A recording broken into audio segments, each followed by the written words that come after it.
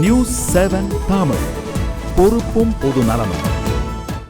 France தலைநகர் பாரிஸில் உள்ள பத்திரிகை அலுவலகத்தில் நிகழ்ந்த தாக்குதல் சம்பவத்தில் ஈடுபட்ட தீவிரவாதிகளில் ஒருவர் சரணடைந்துள்ளார். மேலும் 2 பேரை போலீசார் தேடி வருகின்றனர்.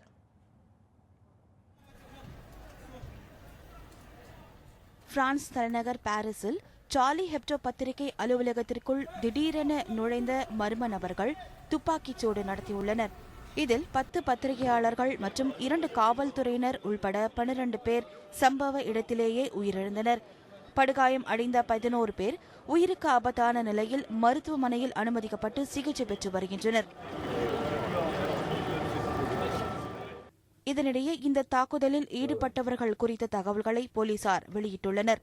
பத்திரிகை அலுவலகத்தின் மீது தாக்குதல் நடத்தியவர்கள் பிரான்ஸ் குடியுரிமை பெற்ற சகோதரர்கள் என்றும், இவர்கள் தாக்குதலின் போது அல்லாஹூ அக்பர் என்று கத்தியவாறு துப்பாக்கி சூட்டில் ஈடுபட்டதாக போலீசார் தெரிவித்தனர். குற்றவாளிகளின் பெயர்கள் சயீத், ஷெரீப் மற்றும் ஹமீத் என்றும், இவர்களின் பெயர்களில் வழக்கு பதிவு செய்யப்பட்டுள்ளதாகவும் போலீசார் தெரிவித்தனர். இவர்களில் 3வது சகோதரர் ஹமீது என்பவர் சார்லி வில்லி காவல் நிலையத்தில் சரணடைந்துள்ளதாக கூறப்படுகிறது. இதனிடையே நியூயார்க்கில் பாரிஸில் உயிரிழந்த பத்திரிகையாளர்களுக்கு அஞ்சலி செலுத்தும் விதமாக பிரம்மாண்ட பேரணி நடைபெற்றது.